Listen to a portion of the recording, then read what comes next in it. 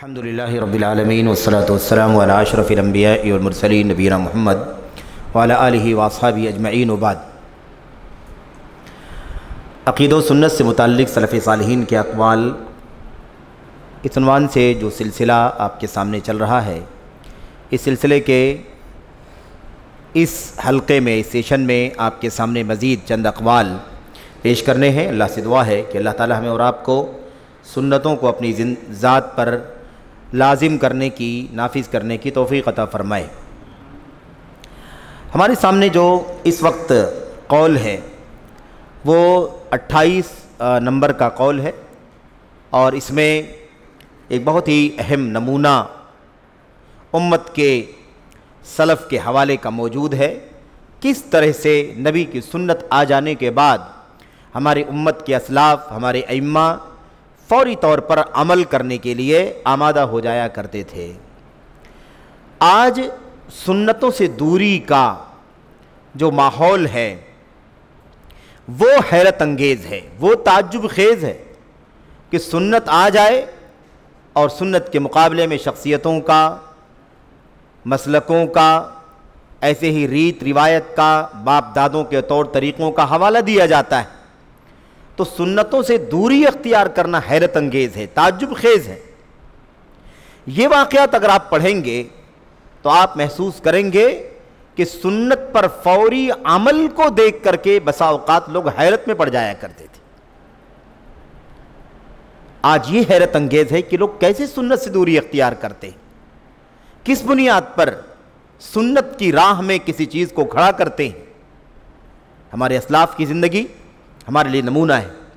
ابو عمرو محمد بن جعفر بن حمدان، ابو عمرو محمد بن جعفر بن حمدان رحمۃ اللہ علیہ فرماتے ہیں، یہ واقعہ بہت ہی زیادہ اہم ہے، بنیادی ہے، اور اس کو آپ جیسے آپ نے اس سے پہلے والے واقعے کو دیکھا اسی طریقے سے یہ بھی واقعہ آپ دیکھیں۔ اس کا خلاصہ میں آپ کے سامنے پیش کرتا ہوں۔ اس کا خلاصہ کیا ہے؟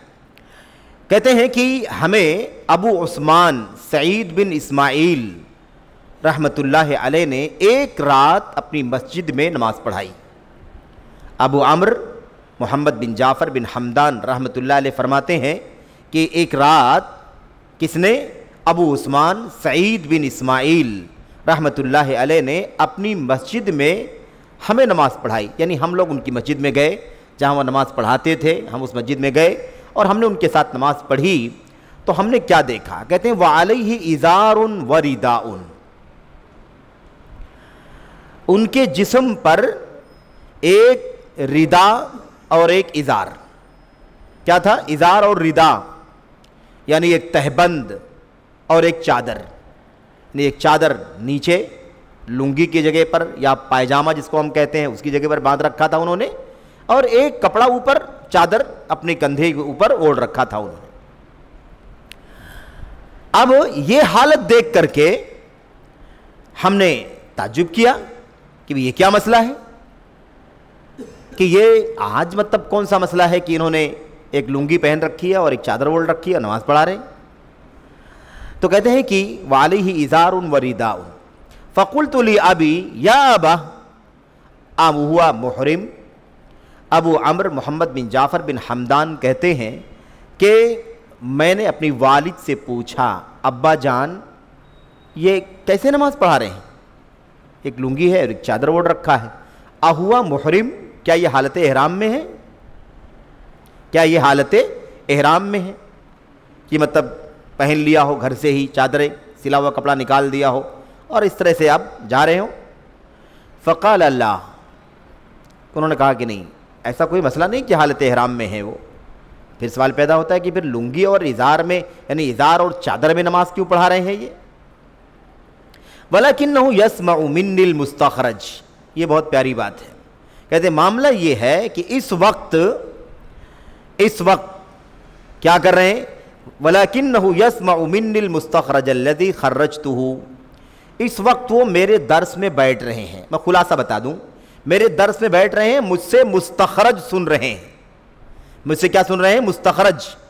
مستخرج آپ نے دیکھا ہوگا، مستخرج ایک علم حدیث پر لکھی جانے والی ایک کتاب کا طریقہ ہے۔ یعنی جیسے اب صحیح کا طریقہ ہے، صحیح روایتیں رہیں گی، جامع، سنن، مسند، سمجھ رہے ہیں نا، ایسے معجم، ایسے بہت ساری جو حدیثوں کو جمع کرنے کی الگ الگ انداز کی کتابیں ہیں. اب اس کے تعارف کا یہ موقع نہیں ہے. ایسی ایک چیز کیا ہے جس کو مستخرج کہتے ہیں. مستخرج میں اصل میں ہوتا یہ ہے کہ جس مثال کے طور پر امام بخاری کی کتاب صحیح بخاری ہے، امام مسلم کی کتاب صحیح مسلم ہے، تو اب ظاہر ہے کہ یہ کتابیں سند کے ساتھ ہیں، سند کے ساتھ ہیں، فلاں سے فلاں سے فلاں سے فلاں سے سن کر کے حدیث کہاں تک پہنچتی ہے؟ اللہ کے نبی علیہ السلام تک سند پہنچتی ہے.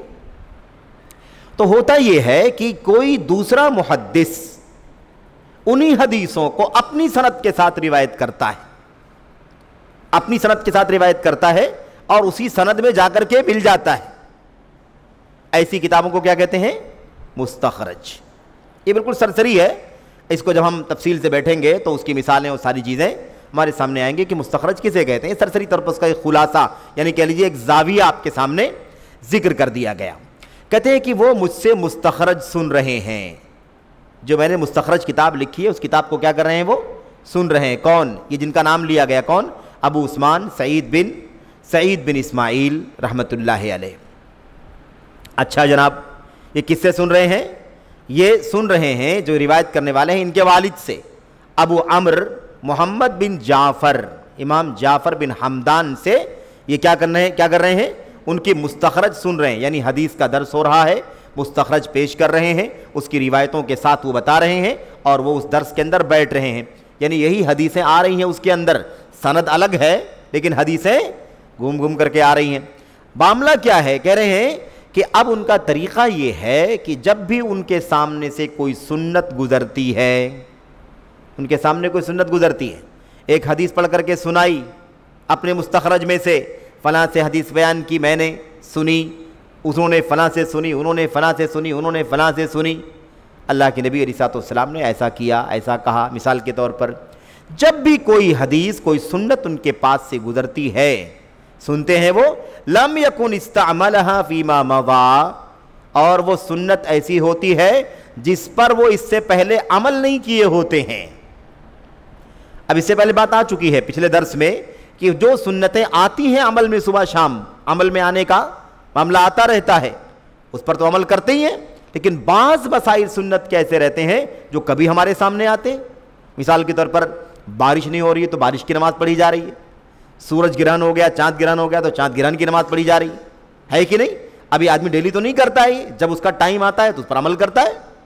تو کہتے ہیں ان کا طریقہ یہ ہے کہ جب بھی ان کے سامنے کوئی سنت گزرتی ہے اور وہ اس پر اس سے پہلے عمل نہیں کیے ہوئے ہوتے ہیں، وہ بات ان کے سامنے نہیں آئی ہوتی ہے، عمل نہیں کیے ہوئے ہوتے ہیں، تو جیسے ہی وہ حدیث آتی ہے ان کے سامنے، وہ سنت آتی ہے ان کے سامنے، احب ان یستعملها فی یومہ ولیلتہ، تو وہ پسند کرتے ہیں کہ اس سنت پر اسی رات دن میں کسی وقت ضرور عمل کر لیں. بات سمجھ میں آگئی کہ نہیں آگئی؟ ان کا طریقہ کیا ہے کہ وہ سنت جو پہلی بار ان کے سامنے آئی ہو، اب تک انہوں نے اس پر عمل نہ کیا ہو، اور حدیث پڑھنے کے دوران وہ سنت آ رہی ہو، تو ان کا طریقہ یہ ہے، وہ چاہتے ہیں، وہ پسند کرتے ہیں کہ وہ جلد سے جلد اس سنت پر کیا کر لیں؟ عمل کر لیں. ابھی سن رہے ہیں حدیث تو ابھی عمل کر لیں، اگر عمل کرنے کا موقع نہیں ہے تو رات میں عمل کر لیں، رات میں نہیں تو صبح میں عمل کر لیں، لیکن اسی رات دن میں جلد سے جلد کیا کر لیں؟ اس سنت پر عمل کر لیں، اس سنت پر بجا لائیں، اس پر عمل کر لیں. یہ ان کا طریقہ ہے اور یہ اس چیز کو بہت پسند کرتے ہیں. اب مسئلہ یہ ہے کہ جو تم نے دیکھا ہے نا ان کو لنگی میں اور چادر میں نماز پڑھاتے ہوئے، اس کا معاملہ بھی یہی ہے. لنگی چادر میں نماز کیوں پڑھائی انہوں نے؟ اس کی وجہ کیا ہے؟ یہ طریقہ ہے ان کا کہ سنت ان کے سامنے آتی ہے جس پر انہوں نے اس سے پہلے عمل نہ کیا ہو، تو ان کا طریقہ ہے کہ اسی رات دن میں کہیں نہ کہیں وہ اس پر جلد سے جلد عمل کرنے کی کوشش کرتے ہیں، چاہت کرتے ہیں. اب مسئلہ یہ ہے کہ جو کچھ آج انہوں نے پڑھا ہے، جو کچھ آج انہوں نے حدیثیں سنی ہیں مجھ سے، جو کچھ حدیثیں انہوں نے مجھ سے سنی ہیں، ان حدیثوں کے اندر ایک حدیث یہ بھی آئی ہے کہ نبی کریم صلی اللہ علیہ وسلم ان النبی صلی اللہ علیہ وسلم صلی فی ازار ورداء فاحب ان یستعمل هذه السنة قبل ان یصبح. صبح میں درس چل رہا ہے، فجر کے بعد، ظہر سے پہلے پہلے تک، ظہر کے بعد، عصر کے بعد، ٹھیک ہے، مغرب سے پہلے پہلے تک درس چل رہا ہے، مغرب کے بعد درس چل رہا ہے.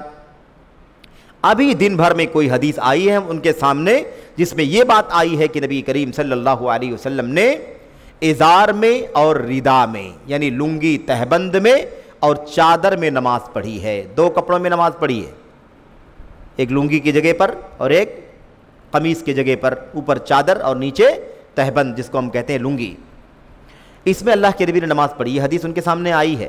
تو اب جب یہ حدیث ان کے سامنے آئی تو اس سے پہلے کبھی انہوں نے اس حدیث پر عمل نہیں کیا ہے.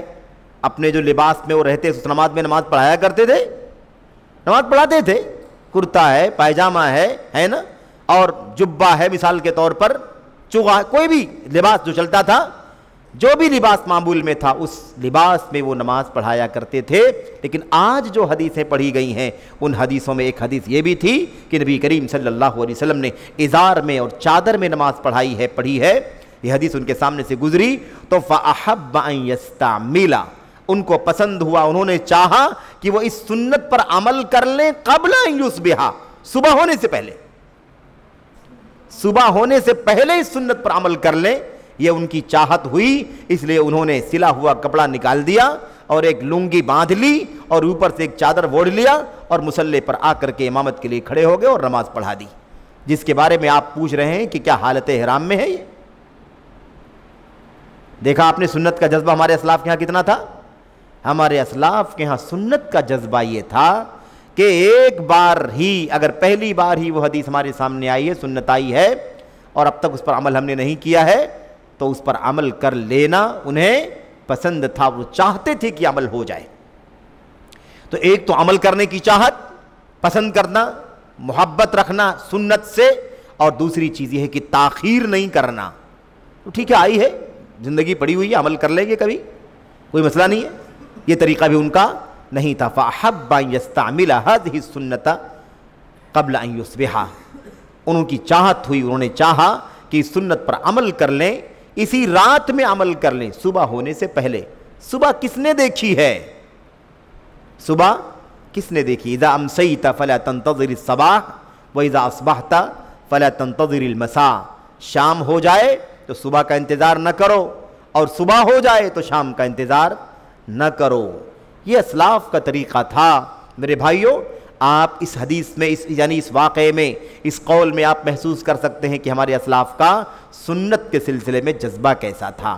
سنت پر عمل کرنے کا جذبہ، سنت کو اپنی ذات پر لازم کرنے کا، لاگو کرنے کا، اس سے محبت کرنے کا، اس پر فوری طور پر عمل کر کے خوش ہو جانے کا جذبہ کس طرح سے ہمارے اسلاف کے یہاں کوٹ کوٹ کر کے بھرا ہوا تھا. میرے بھائیوں، کہ ان کو اتنا صبر نہیں تھا کہ بھئی ٹھیک ہے، اللہ کے نبی علیہ السلام کی حدیث آئی ہے کہ آپ نے ازار میں چادر میں نماز پڑھی ہے، لیکن کیا ضروری تو نہیں ہے کہ ازار چادر میں نماز پڑھی جائے؟ اللہ کے نبی علیہ السلام نے پڑھی ہے تو اس وقت وہی میسر تھا. یہی ساری باتیں ہوتی ہیں نا، عام طور پر یہی ساری باتیں ہوتی ہیں کہ وہ زمانے میں تھا، کپڑے نہیں تھے، لباس نہیں تھا، کس کے پاس 2 کپڑے تھے، جیسا کہ روایتوں میں آتا بھی ہے. اس سے انکار نہیں ہے ہمیں کہ حالات اس زمانے کے الگ تھے، بعد میں حالات میں سدھار آ گئی، کشادگی پیدا ہو گئی، آج بہت کشادگی ہو چکی ہے، اسے انکار نہیں ہے. بتانا صرف کیا ہے؟ بتانا یہ ہے کہ سلف کے یہاں جذبہ سنت پر عمل کرنے کا کتنا پایا جاتا تھا. اپنے آپ پر سنت کو لازم کرنا، لاگو کرنا، اس کے بارے میں کس قدر فکر مند رہا کرتے تھے. میرے بھائیو، آج اگر یہ کام کرے کوئی آدمی تو اس کا مضحکہ بنا لیا جائے گا. آج لوگ اس کا مذاق اڑائیں گے، کھلی اڑائیں گے، یہ کیا طریقہ ہے؟ لیکن کیا نبی کریم صلی اللہ علیہ وسلم کی سنت اگر زندگی میں ایک بار عمل کر لی جائے تو کوئی حرج کی بات ہے؟ بلکہ یہی درست ہے کہ آدمی نبی علیہ السلام کی سنتوں کو پائے تو کم از کم ایک بار ہی صحیح لیکن اس پر عمل ضرور کر لے. ایسی سنتیں جو ہمیشہ کی اور ہمیشہ عمل میں آنے والی سنتیں نہیں ہیں، کبھی کبھار آنے والی چیزیں ہیں، تو جب بھی وہ چیز آئے ہمارے سامنے ایک بار ضرور اس کے اوپر عمل کر لیں. یہ طریقہ ہمارے اسلاف کا تھا. ان کا جذبہ سنت کے بارے میں کتنا گہرا تھا، وہ فکر مند کس رہا کرتے تھے. تو ایک تو جذبہ عمل کرنے کا سنت پر، اور دوسرا عمل کرنے میں جلدی کرنے کا جذبہ. موت ہو جائے سنت پر عمل نہیں ہو سکے گا. صبح ہو کہ نہ ہو، رات میں بھی آدمی کی موت آ سکتی ہے. اس لیے فَأَحَبَّ أَن يَسْتَعْمِلَ هَذِهِ السُّنَّةَ قَبْلَ أَن يُصْبِحَ، صبح ہونے سے پہلے. تو دیکھا آپ نے صبح سے لے کر مغرب کی نماز کے بعد تک، یعنی عشاء کے پہلے تک یا مغرب سے پہلے تک انہوں نے نماز پڑھی یا نماز پڑھائی. اور کیا ہوا؟ انہوں نے درس سنا، حدیثیں سنی، اور اس کے اندر یہ بات آئی کہ اللہ کے نبی صلی اللہ علیہ وسلم نے دو کپڑوں میں نماز پڑھی ہے. تو انہوں نے سوچا کہ کل کا انتظار نہیں کرنا ہے، ابھی عمل کرنا ہے، ابھی عمل کرنا ہے. یہ طریقہ تھا ہمارے اسلاف کا. میرے بھائیوں، تو یہ بہت ہی بنیادی پیغام ہے اس کے اندر کہ سنت پر عمل کرنے کا جذبہ ہمارے یہاں بھی کوٹ کر بھرا ہونا چاہیے. ہم سنت کی تلاش کریں، سنت کا جذبہ رکھیں، سنت کا علم حاصل کریں، سنت کو گلے لگائیں. سنت سے تعلق جو ہو وہ عملی تعلق ہو، صرف اور صرف جذباتی تعلق نہ ہو کہ سنت کا آدمی وظیفہ پڑھے، سنت بار بار زبان پر لائے، لیکن عمل زندگی میں سنت کے اوپر کتنا ہے اس کی فکر نہ کرے. انسانی زندگی کے اندر بدعات ہیں، خرافات ہیں، نفس پرستیاں ہیں. میرے بھائیوں، ہوائے نفس ہے، نفس کی غلامی ہے. آدمی زندگی کے بہت سارے موڑ پر سنت کو خاطر میں نہیں لاتا. اس کی اپنی جذبات، اس کی اپنی خواہشات، اس کی اپنی سوچ، اس کا اپنا نظریہ، اس کے اپنے مفادات اور مصلحتوں کے نام پر بھی بہت ساری جگہوں پر سنتوں کو، میرے بھائیوں، سنتوں کو نظر انداز کر دیا جاتا ہے. ایسا کوئی مسئلہ نہیں ہے یہاں پر، آپ غور کریں، خاص طور پر ایسا کوئی مسئلہ نہیں ہے کہ ازار میں اور لنگی ازار میں اور چادر میں نماز پڑھنا ہی چاہیے یا واجب ہے یا اس کی حیثیت سنت اور مستحب کی ہے. ایسا تو نہیں ہے نا. لیکن چونکہ اللہ کے نبی علیہ الصلوۃ والسلام کا یہ طریقہ ملا ہے، آپ علیہ الصلوۃ والسلام نے نماز پڑھائی ہے، اس لیے ہمیں بھی ایک بار صحیح لیکن اس پر عمل کرنا چاہیے. یہ جذبہ سنت سے محبت کی بہت بڑی دلیل ہے. اس لیے اپنی ذات پر سنت کو لازم پکڑو، لازم کرو. اچھا، تو یہ ہو گئی بات مختصر طور پر. اس کے اندر پیغام جو ہے وہ آپ سمجھ رہے ہیں.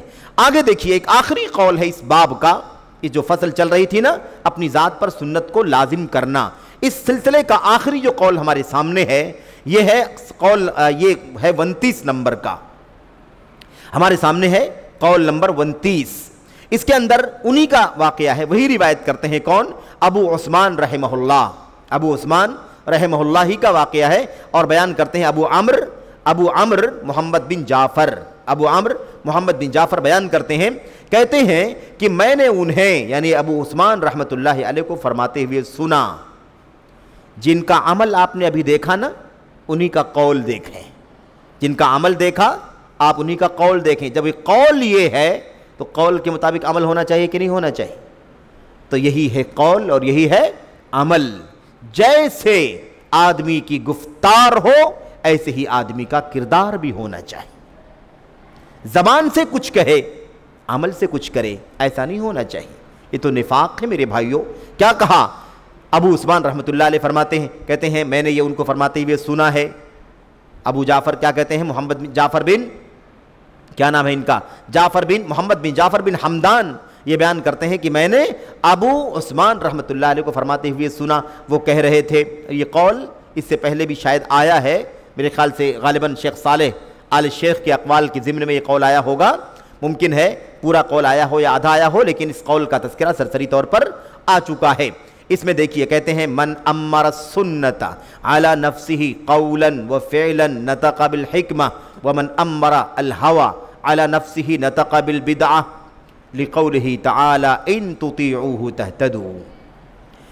یہ بہت ہی بنیادی طور پر سمجھنے سے تعلق رکھنے والی بات ہے. جو الفاظ استعمال کیے گئے نا اس کے اندر، ابو عثمان رحمۃ اللہ علیہ جو الفاظ استعمال کیے ہیں، وہ الفاظ اگر ہم نے سمجھ لیا تو کبھی زندگی میں سنت کو نظر انداز نہیں کریں گے. زندگی میں سنت کو نظر انداز نہیں کر سکتے. آئیے بات کرتے ہیں. کیا کہا؟ جو شخص سنت کو بولنے اور عمل کرنے دونوں اعتبار سے، قول اور عمل دونوں اعتبار سے، جو سنت کو اپنا امام اور اپنا امیر بنا لیتا ہے. اللہ اکبر. کس کو امام بنانا ہے بھائی؟ کس کو اپنا امیر بنانا ہے؟ کس کو اپنا امام بنانا ہے؟ کس کو اپنا پیشوا بنانا ہے؟ سنت کو بنا لینا ہے. ہمارا بڑا کون ہے؟ سنت. ہمارا اگوا کون ہے؟ سنت. ہمارا پیشوا کون ہے؟ سنت. ہمارا امام کون ہے؟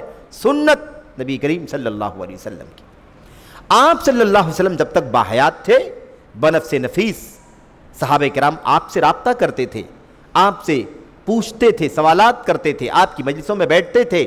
آپ صلی اللہ علیہ وسلم کے قول فعل کو اپنی آنکھوں سے دیکھتے، اپنی آنکھوں سے آپ کے قول کو سنتے اپنے کانوں سے، اور اپنے آپ کے عمل کو نبی کریم صلی اللہ علیہ وسلم کی عملی میرے بھائیوں نمونے کو اپنی آنکھوں سے دیکھتے، اس کا مشاہدہ کرتے تھے. لیکن ہم لوگ کیا کریں گے بتائیے؟ اللہ کے نبی علیہ السلام کی وفات ہو چکی ہے، تو اب ہم کس کو آئیڈیل بنائیں؟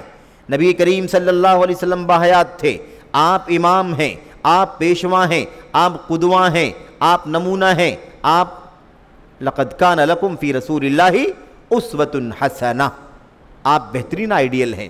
اللہ کے نبی کی وفات کے بعد اب آپ نہیں ہیں تو آپ کا قول ہے کہ نہیں ہے؟ آپ کا فعل ہے کہ نہیں ہے؟ آپ کی فتاوے ہیں کہ نہیں ہیں؟ آپ کے فیصلے، آپ کے قضیے ہیں کہ نہیں ہیں؟ آپ کی تقریرات ہیں کہ نہیں ہمارے پاس؟ ہم نبی موجود نہیں ہیں تو نبی کے اقوال و افعال کو اپنا امام بناتے ہیں. لفظ اور تعبیر پر غور کرنے کی ضرورت. من امر السنت، یہ نہیں کہا من اتبع السنت من عامل بالسنت، نہیں، لفظ کا استعمال کیا؟ من امر السنت علی نفسہ، جو سنت کو اپنی ذات پر امیر بنا لے گا، اپنی ذات کا پیشوا بنا لے گا، اپنے نفس کا آئیڈیل بنا لے گا، قولا و فعلا، زبان سے بولے گا بھی سنت کی بات اور عمل بھی کرے گا سنت کے اوپر. نطق بال، کیا کہا؟ نطق بالحکمہ، تو وہ حکمت کی زبان بولے گا. جو آدمی میرے بھائیوں، بہت بنیادی بات ہے، جس نے سنت کو اپنا امام بنایا، اپنا امیر بنایا، اپنا پیشوا بنایا، سنت کو ہی اپنا میرے بھائیوں متبع نظر، کیا سنت سے ملتا ہے اسی کے پیچھے چلے آدمی. جو آدمی ایسا کر لے گا نطق بالحکمہ، وہ حکمت سے بولے گا. نبی کریم صلی اللہ علیہ وسلم کا وصف یا آپ کے فریضہ منصبی کا تذکرہ قرآن کریم میں جب آیا تو اللہ تبارک و تعالیٰ نے کیا فرمایا؟ اللہ تبارک و تعالیٰ نے فرمایا وَيُعَلِّمُهُمُ الْكِتَابَ وَالْحِكْمَةَ. اللہ کے نبی علیہ السلام اپنی امت کے لوگوں کو کتاب اور حکمت سکھاتے ہیں، کتاب اور حکمت سکھاتے ہیں. کتاب قرآن کریم، حکمت نبی کریم صلی اللہ علیہ وسلم کی سنت. تو جو سنت کو اپنی ذات پر امام بنا لے گا، سنت ہی کو اپنا بڑا بنا لے گا، وہ حکمت سے بولے گا، اس کی زبان پر سنت جاری رہے گی. کوئی بھی قول اللہ کے نبی کا حوالہ، کوئی بھی فعل اللہ کے نبی کا حوالہ، آپ کا قول، آپ کا فعل، آپ کی تقریرات، آپ کے فقہ، آپ کے فتاوے، آپ کے فیصلے اسی کی راہ پر چلتا رہے گا. نطق بالحکمہ، حکمت کی زبان بولے گا. اس کی زبان پر کیا جاری ہوگا؟ اس کی زبان پر سنت جاری ہوگی، حکمت جاری ہوگی.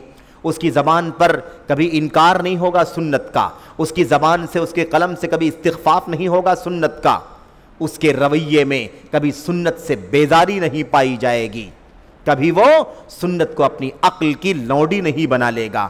آج لوگوں نے سنت کو بازیچہ اطفال بنا رکھا ہے، کھلونا ہے بچوں کا. جو سمجھ میں آتا ہے اسے مانا جاتا ہے، جو سمجھ میں نہیں آتا اسے یوں ہی چھوڑ دیا جاتا ہے.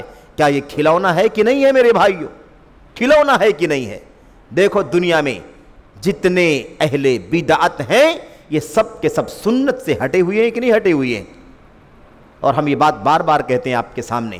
بدعت میرے بھائیوں، بدعت خارجیت کی بدعت ہو، رافضیت کی بدعت ہو، تصوف کی بدعت ہو، انکار سنت کی بدعت ہو، توہین صحابہ کی بدعت ہو مثال کے طور پر، یا ایسے ہی قرآن و سنت سے بیزاری، عقل پرستی کی، اعتزال کی، تعطیل کی، تقدیر کے انکار کی، تقدیر کو پورے طور پر جبر کا. میرے بھائیوں تقدیر کو کیا کہنا کہ تقدیر تو ایک جبری فیصلہ ہے اللہ تبارک و تعالیٰ کی طرف سے. سمجھ رہے ہیں؟ یہ سارے کے سارے کیا ہیں؟ یہ سب کے سب بدعات ہیں. بدعات تو یہ سب کے سب کیوں اپنی زبان سے بدعت حکمت نہیں بولتے؟ حکمت ان کے زبان سے کیوں نہیں نکلتا؟ کیونکہ انہوں نے سنت کو اپنی ذات پر امام نہیں بنایا بلکہ اپنی عقل کو سنت پر حاکم بنا دیا. سنت ان کا امام اور پیشوا نہیں ہے بلکہ ان کی عقل سنت کے آگے ہے.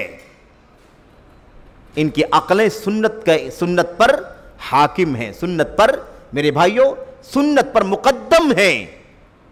اسی لیے انہوں نے کبھی بھی حکمت کی زبان نہیں بولی. آپ اہل بدعت کو کتنا بھی آپ سنجیدہ ہو کر کے پڑھیں, آپ کو یہ روشنی سنت کی ان کی زبان و قلم میں دکھائی نہیں دے گی. انحراف دکھائی دے گا, ضلالت دکھائی دے گی, عقل پرستی دکھائی دے گی, تعویل دکھائی دے گا میرے بھائیوں, اور توڑ مروڑ آپ کو دکھائی دے گا. اپنی مرضی کے مطابق ڈھالنے کے لیے ہر طرح کے جتن اور ہر طرح کے ہتھ کنڈے آپ کو دکھائی دیں گے. سمجھ رہے ہیں؟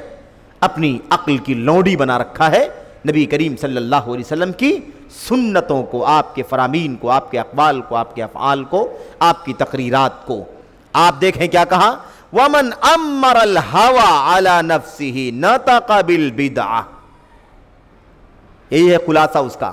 اور جو اپنی خواہشات نفسانی کو اپنا امیر بنا لے گا وہ بدعت کی زبان بولے گا. ظاہر سی بات ہے, اس کا پیشوا سنت ہے تو سنت کی زبان بولے گا, اس کا پیشوا اس کی اپنی خواہشات نفسانی ہے تو بدعت نکالے گا وہ. سمجھ رہے کہ نہیں سمجھ رہے؟ بدعتوں کو ہوا بھی کہا جاتا ہے. بدعتوں کو کیا کہتے ہیں؟ ہوا. اور اہل بدعت کو اہل بدعت بھی کہا جاتا ہے, اور اہل ہوا یا اہل اہوا بھی کہا جاتا ہے. اس کا راز سمجھیے, اس کا راز سمجھیے.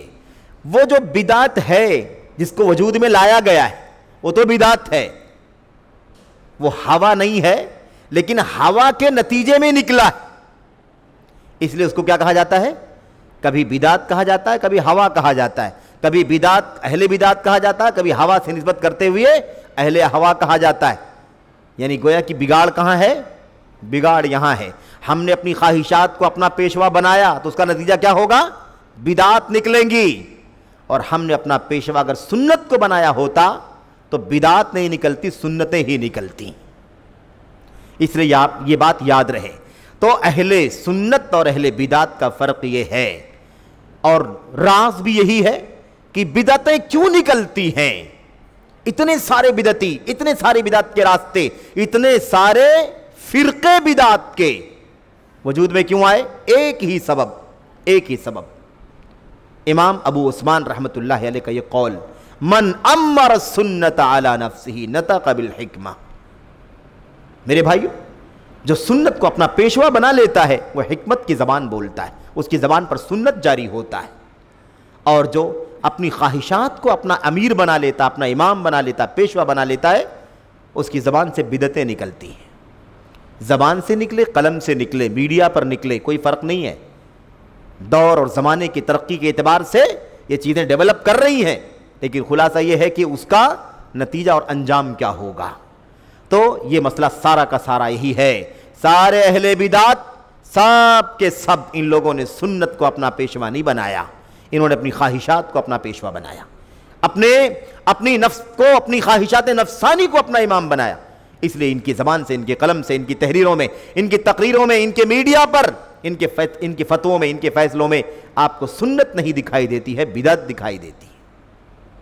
اگر انہوں نے سنت کو اپنا پیشوا بنایا ہوتا تو یہ بدعت کی راہ پر کبھی نہ جاتے. آپ غور یہ کریں کہ سنت اور بدعت کو سمجھانے کے لیے یہ جو دو لفظ استعمال کیے گئے, کیا امرا, جس نے اپنا امیر بنا لیا سنت کو, جس نے اپنا امیر بنا لیا, اپنا پیشوا بنا لیا اپنی خواہشات کو, یہ خواہشات نفسانی سنت کے مقابلے میں کیا کھڑا کیا گیا؟ خواہشات نفسانی کو کھڑا کیا گیا. قرآن کریم کی آیت کریمہ پر غور کریں. اللہ تبارک و تعالیٰ فرماتا ہے فَإِن لَمْ يَسْتَجِيبُوا لَكَ فَاعْلَمْ أَنَّمَا يَتَّبِعُونَ أَهْوَاءَهُمْ. اے اللہ کے نبی صلی اللہ علیہ وسلم, اگر یہ لوگ آپ کا کہا نہیں مانتے ہیں, آپ کی بات کو تسلیم نہیں کرتے, آپ کی بات کو نہیں مانتے, آپ کہتے ہیں کرو, یہ کرو, یہ کرو, یہ کرو, آپ کی بات کو نہیں مانتے, نہیں قبول کرتے, نہیں تسلیم کرتے, تو آپ جان لیں کہ یہ اپنی خواہشات کی پیروی کر رہے ہیں. لازم ملزوم ہے. اگر سنت مانا تو ٹھیک, اور سنت نہیں مانا تو پھر الٹیمیٹلی کس کو مان رہا ہے؟ وہ اپنی خواہشات کو مان رہا ہے. اپنی خواہشات کی غلامی کر رہا ہے۔ فَعْلَمْ أَنَّمَا يَتَّبِعُونَ أَهْوَاءَهُمْ، جان لیجیے آپ کہ پھر آپ کی بات نہ ماننے کا مطلب یہ ہوتا ہے کہ اپنی خواہشات کی پیروی کر رہے ہیں۔ یہی ہے، اب اگر نبی کو امیر مانا ہوتا، آپ کو، آپ کی سنت کو اگر امیر پیشوا بنایا ہوتا تو آپ کی بات مانتے کہ نہیں مانتے؟ آپ کی بات مان لیتے۔ نہیں مان رہے، اس کا مطلب کس کو امیر بنایا، پیشوا بنایا؟ اپنی خواہشات نفسانی کو میرے بھائیوں۔ تو یہ بات اچھی طرح ذہن میں رکھیں۔ دلیل کے طور پر کیا کہا؟ اللہ تبارک و تعالیٰ فرماتا ہے وَإِن تُطِيعُوهُ تَهْتَدُوا، اگر تم ان کی اتباع کرو گے، اطاعت کرو گے، کہا مانو گے، تَهْتَدُوا، تو ہدایت کی راہ پر آ جاؤ گے۔ نبی کریم صلی اللہ علیہ وسلم کی اطاعت کرو گے تو ہدایت یافتہ ہو جاؤ گے۔ ہدایت کے مقابلے میں، اطاعت کے مقابلے میں کیا ہے بھائی؟ اطاعت کے مقابلے میں اس کی جو ضد ہے، اپوزٹ کیا ہے وہ؟ معصیت، نافرمانی۔ اطاعت کا مطلب کہاں مان لینا ہے نا، فرما برداری کر لینا، آگیا کا پالن کرنا ہے نا، حکم بجا لانا۔ اور اس کے مقابلے میں کیا ہے؟ معصیت، نہ ماننا، نہ ماننا۔ انجام دیکھو کیا فرمایا، بہت موٹی بات، اگر تم آپ اللہ کے نبی کی اطاعت کرو گے تو ہدایت کے راستے پر آ جاؤ گے، اطاعت کرو گے تو ہدایت کے راستے پر آؤ گے۔ اطاعت کے مقابلے میں معصیت ہے، اگر معصیت کرو گے، کہا نہیں مانو گے، تو ہدایت کے مقابلے میں کیا ہے بھائی؟ ضلالت اور گمراہی۔ اگر اطاعت کرو گے تو ہدایت یافتہ ہو جاؤ گے، اور اطاعت نہیں کرو گے تو گمراہی کے راستے پر چلے جاؤ گے۔ اللہ تعالیٰ صاف فرماتا ہے ہدایت کا راستہ اطاعت رسول ہے، ہدایت کا راستہ سنت ہے، ہدایت کا راستہ حدیث ہے، ہدایت کا راستہ نبی کریم صلی اللہ علیہ وسلم کا قول، فعل، اثر، تقریر، فقہ، فتاوے، فیصلے، یہ سب نبی کریم صلی اللہ علیہ وسلم کے کیا ہیں؟ یہ اطاعت کے راستے ہیں۔ اس پر چلیں گے تو ہدایت ملے گی، اور اگر اس کو چھوڑ کر کے خواہشات نفسانی کے پیچھے چلیں گے تو ضلالت، انحراف، گمراہی، اور فی ای اودیہا او اودیتہا ہلک۔